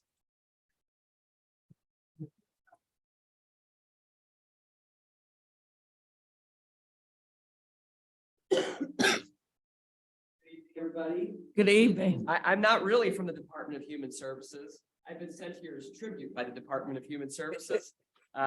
So similar to Pat's origin story, I was asked by Linda Huntspan of St. Louis County to discuss some of the resources that are here. So here I am. And I actually work for, it's an organization called the St. Louis Mediation Project. So we've worked a few times. We haven't gotten to see each other for a little bit, but so we've done a lot of work actually in Ferguson for the last couple of years, helping mediate landlord-renter disputes for free. It's been wonderful to work in the community. Obviously, there are a lot of challenges here. There's a lot of resources that have been available. So the sheet that I just passed out is a housing stability plan that we often use during these mediations. What's very helpful for you all is on the back, there are a ton of resources that we regularly refer folks to. So if you do see, people all the time, they're calling the hotline, they're saying, hey, I have this issue, where can I go? Especially with a lot of the programs that have ended, these are some of the nonprofits that are still there that are able to work with folks. So that's one thing. From St. Louis County, I can give you a little bit of an update because I work with all these programs and have for the last couple of years. So one, some of you may be familiar with the statewide SAFER program, SAFHR, that came out of MHDC. That program has gone through several iterations of rental assistance, forward rent assistance, all that. That program ended pretty abruptly again, just this past January. So that has left some folks who did apply for resources on the hook, thinking that they were going to get them, and they did not. And that's been a very big issue that we have mediated as best as we can in those situations to see. But not all is lost in those situations. Right now in St. Louis County, there is still some funding for rental assistance in absolutely emergency situations. So folks are vetted pretty heavily through this program. It does not happen overnight. So that's another consideration that folks really need to take into account. And it's currently available primarily in two situations. One is if you are already in court and you're facing eviction. So that's already a pretty dire situation to start out with. I'm sure as many of you know, once you're already in court and there is an eviction case open against you, even if you win that case, it is extremely hard for you to find housing later down the road. So that's something that's a reason why we try to mediate so many cases in this community and so many others before they get to court. So that's not a great situation, but if somebody is there, there are resources through St. Louis County now. And on the front page of that hand, I guess you don't really know which one's the front, but on the page that has more of a blank spot at the very bottom, that's actually a hotline number that you can call for the St. Louis Mediation Project. I'm highlighting that because if somebody is working through mediation before they get to court, they are able to access those resources before there is an eviction filed against them. That's also true on the other side if they're working with Legal Services of Eastern Missouri, EHOC, Equal Housing Opportunity Council, any of those legal aid organizations. They can also write a letter on behalf of the person saying, hey, we're representing them. They really need this help to stay in housing. So definitely have folks contact them. And the nice thing about those legal organizations, they can provide direct representation, something that we cannot do. But unfortunately, a lot of times there's a very big demand for those services because we don't have enough right now. So at least we're able to kind of fill in that gap a bit too. So that's resource number one is there's current funding right now, a little bit in St. Louis County. They're estimating they'll be able to help about 200 families total. Last check, it was at about 39 applications so far. So there's not a ton to go, but those are kind of the emergency situations. There will be one that will be opening in St. Louis City. For those of you who know folks in the city, that has not opened yet. I don't know when, but hopefully soon. And then the state program actually will be opening up more rental assistance now. So there's a rolling grant application for nonprofits to apply to. Unfortunately, those resources are not really targeted super well either. And I have let the state know they don't really listen to me all that much, but every once in a while. But that funding will be limited to folks who are already in court. So they are already, and oftentimes they already have to have a judgment to prove that they've been in court and they owe all this money. So that is the worst situation to have because now you're going to have a judgment against you as well. But that's where they're intervening with the state funds. That will be administered through local nonprofits. So at this point, I can't tell you who's going to be administering it and when that's going to be out there, but I'm sure we'll start hearing from organizations in the area about those resources too. And then one more thing from St. Louis County, it's a partnership that we started developing with them over at what's called Campfield Greens, Pleasant View Gardens now. But there was a pathway to get folks who were interested in job development, new jobs, or they didn't have a job or they wanted job training while they were working somewhere else with the workforce development team for St. Louis County. So they have actually some federal funding to get folks trained up in tech too. And I know that that's been mentioned here before. So that could be a really good partnership and they are very willing to work with folks in the community. They just haven't really done that so much yet. So this was a pilot program for them and we got a few folks through that program too. So, but I don't work for St. Louis County, so I'm sure they have a lot more lovely stuff than I am. But that's what I know tonight. Thank you. Anyone has questions for Aled? Hear none? Thank you. I appreciate you. All right. Our special presentation is closed. We move to our consent agenda.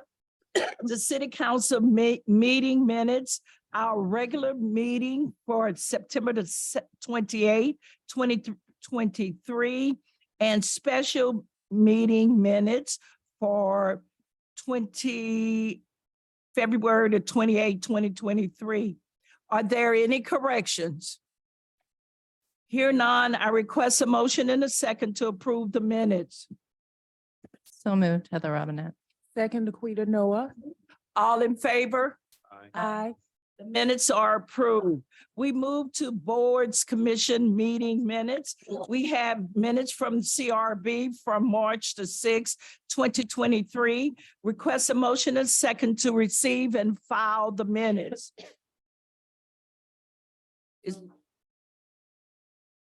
So moved, Linda Lipka. Second, Heather Robinette. All votes in favor? Aye. Minutes are filed. We don't have any appointments tonight. No requests, proclamations. We move to our resolutions. We have resolution number 2023-09. Without objection, we'll introduce with council members present. Here none, Attorney Carey, could you please read the resolution?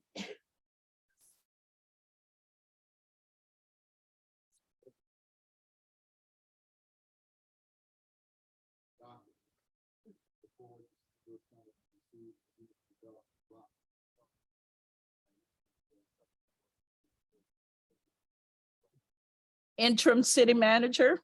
Yes, Mayor, and Council, Corey explained this last week, during his presentation, and this would just be the signing of the contract. Okay. I'm requesting a motion and a second for approval. So moved, Laquita Noah. I'll second Blake Ashby. Clerk Pittman, could you please call the roll? Aye. Aye. Councilwoman Robinette. Aye. Mayor Jones. Aye. Councilwoman Lipka. Aye. Councilwoman Nelson. Resolution number 2023-09 passes. We move to, we don't have any bills requiring first reading. We don't have any bills requiring second reading. We move to unfinished business. Do we have any unfinished business? Here none, we move to new business. It was brought to my attention that we are without a mayor pro tem that serves in the absence of the mayor. At this time, I'll open up the floor for nomination. Are there any nominations for mayor pro tem? I'd like to nominate Linda Lipka. Are there any other nominations? Are there any other nominations? Are there any other nomination? Nominations closed. We have one person submitted for Mayor Pro Tem, Linda Lipka. Are you ready to vote? All in favor? Aye. Any opposed? Ayes have it. Councilwoman Linda Lipka will serve as Mayor Pro Tem until after the election on April the 4th. We move to miscellaneous. We're going to start a different way. We want to hear from Councilwoman Phaedra Nelson first.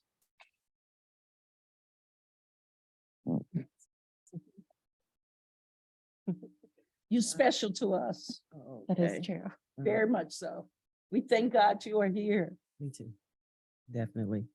I just wanted to thank everybody, especially everybody at the city for the edible arrangements to get well wishes and everything. I'm not sure if everybody is aware, but I was in a car accident on March the 3rd that was pretty fatal incident. So just trying to heal up and be well to continue to be able to do the work that I need to do.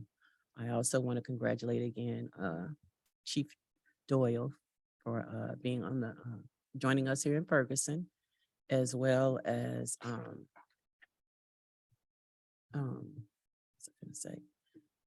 Make sure that everybody make sure that they register for the Ferguson Twilight Run, because it's going to be a really good time this year. And make sure you like, click, and share. And comment. And comment, yes. And that's all I got to. Thank you, Councilwoman Nelson. Councilwoman Lipka. So I also would like to welcome the new chief, but I'd also like to say once again, thanks to Chief Frank McCall, and also thanks to Harry Dilworth for stepping in. We have put Dilworth in this position a couple times, so he's a very valuable resource to our community. And I also want to say that I'm just so thrilled that you were here and breathing and sitting. Amen. And when she had her car accident, I told her this evening, I put out a post and asked prayer warriors to start praying, and didn't use her name because of privacy. Just so thankful. The amount of people that were praying for you that day, I think made a difference. And she had a beautiful Lexus. I got to ride in it one day. But I will say that, I experienced the results of a car accident in my lifetime. And I'm so thrilled, really, from that perspective, I'm so thrilled that you are alive and well and here.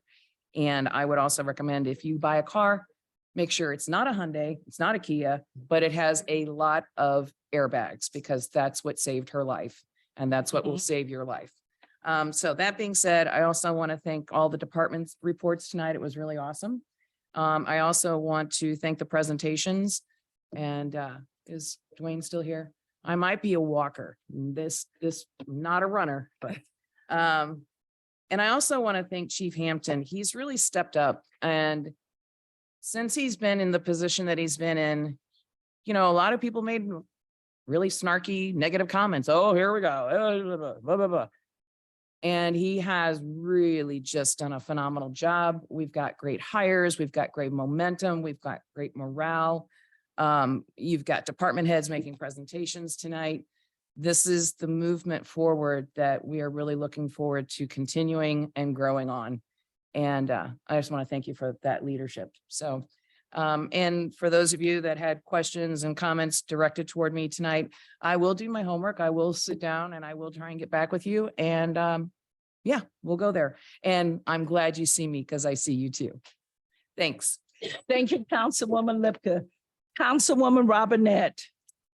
I would also like to thank Chief McCall for his service to Ferguson, and interim Chief Dilworth, who I think has been a huge asset to both the morale and what's happening in Ferguson.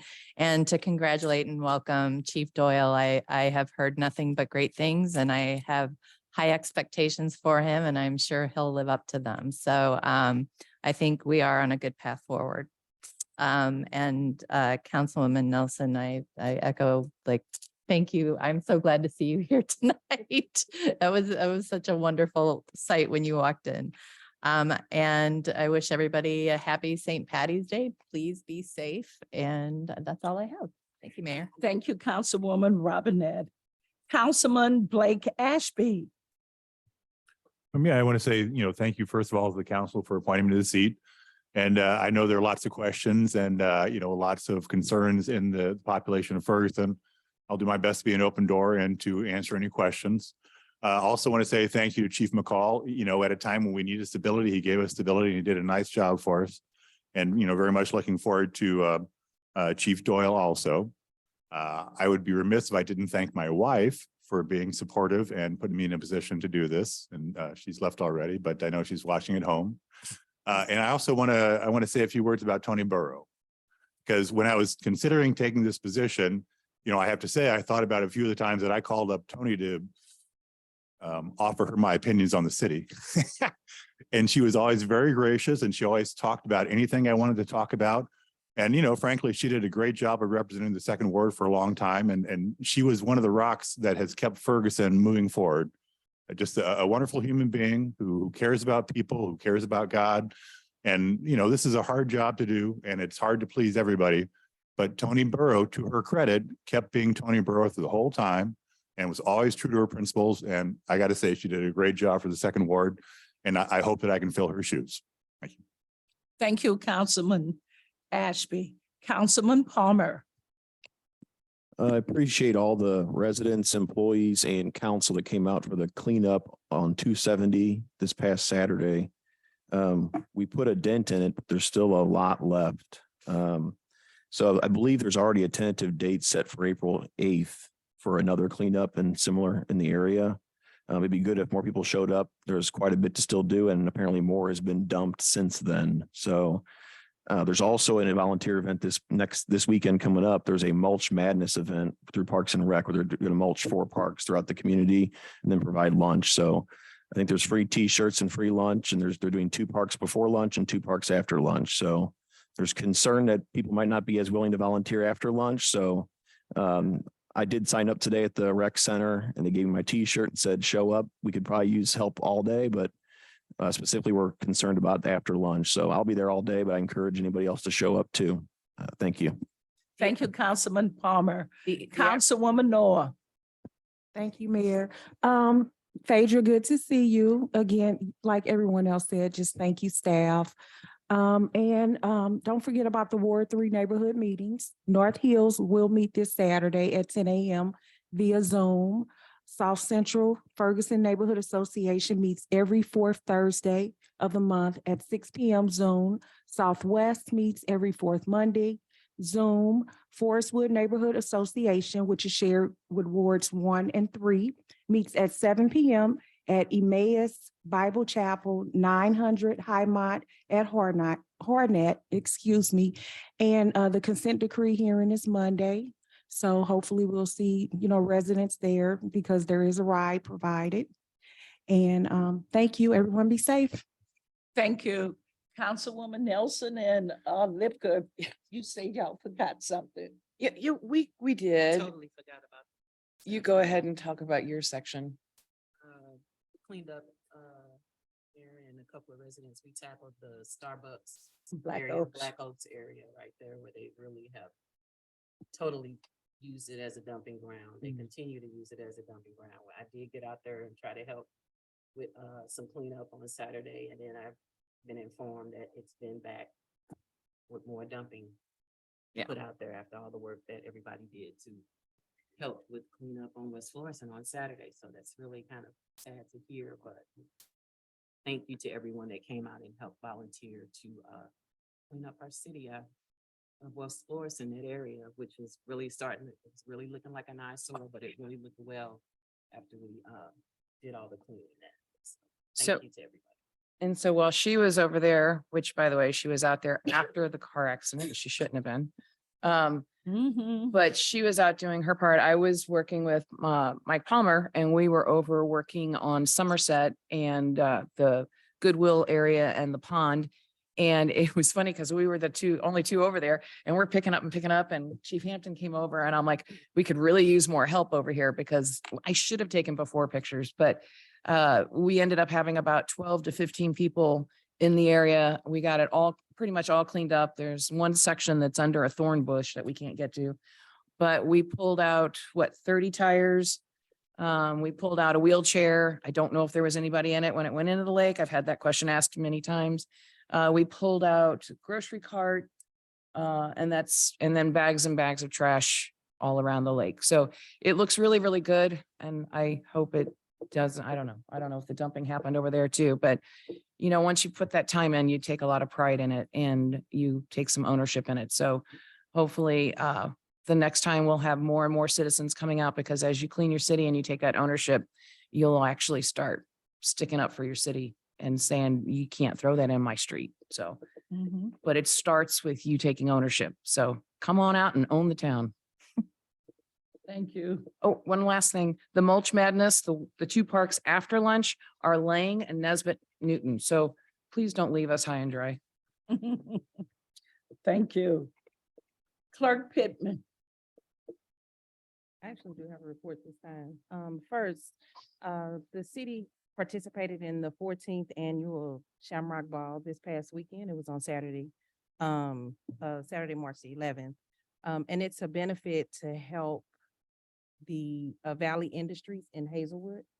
And I wanted to give a special shout out to two of our restaurants who donated to the event on behalf of the city. And so that's Drake's Place and also Elicious, the breakfast and brunch.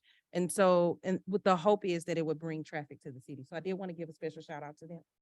And then next, I wanted to, if I could really quickly, just kind of, because there was a question about how to get to the consent decree website. Since I have the audience here and I can pull it up really quickly, I can just kind of show you real quick how to get there. So give me 1 second. Thank you.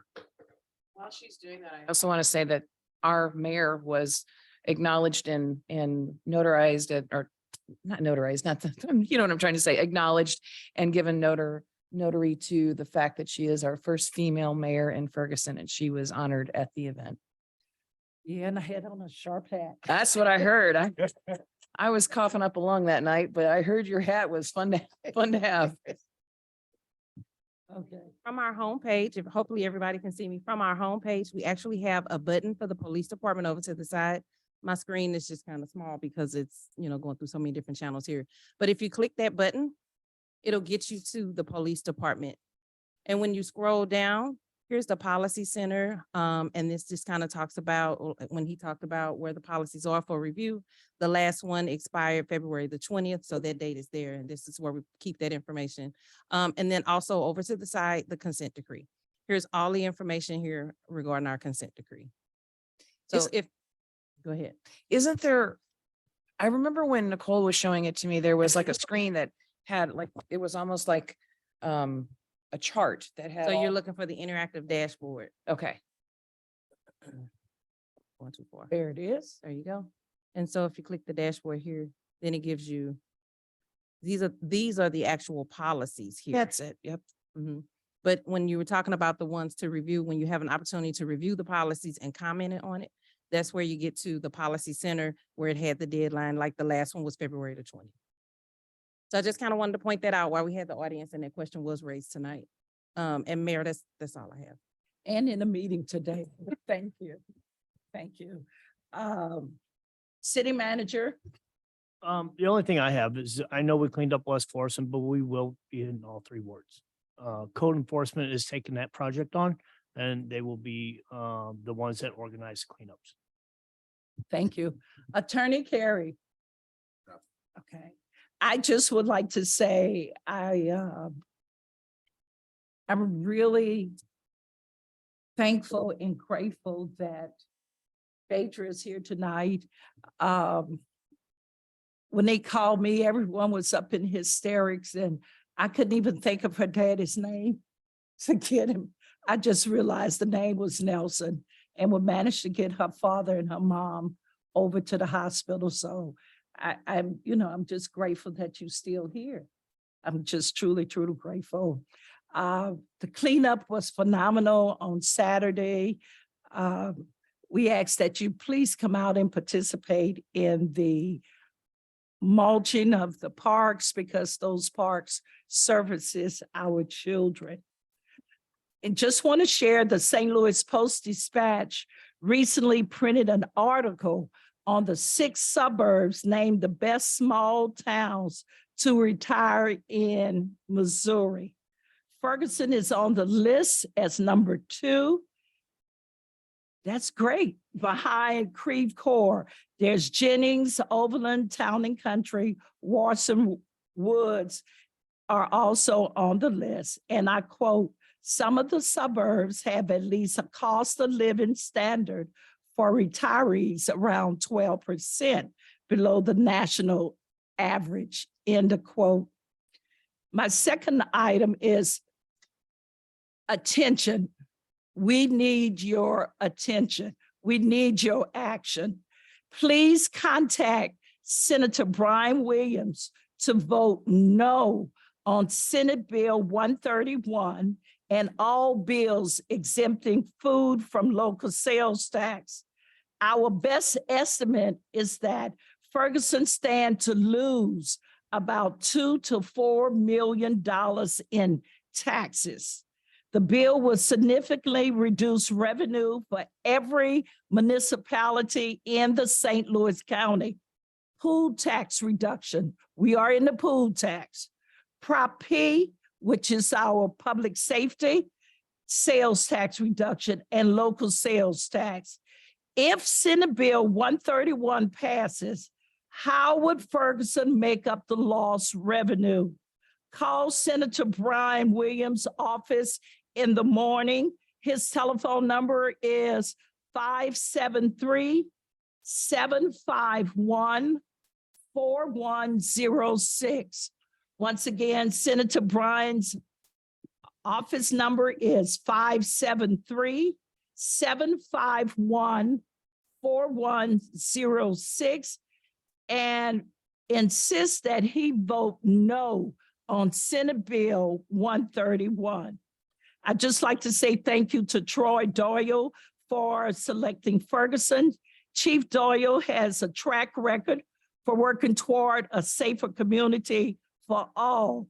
It's about people feeling safe and having an opportunity to contact their police department to receive quality service. The safety of the community is the #1 priority of this government. The safety of this community is the #1 priority of this government. The citizens are looking for their government to keep them safe from speed in traffic and crimes. Chief Doyle's service record and commitment to safety personifies the commitment to the well-being and safety that we are working to achieve for all citizens here in Ferguson. Thus, in my comments, at this time, I request a motion and a second to adjourn. So moved, Linda Lipka. It has been properly moved in second. Are you ready to vote? All in favor? Aye. Any opposed? Ayes have it. We stand adjourned.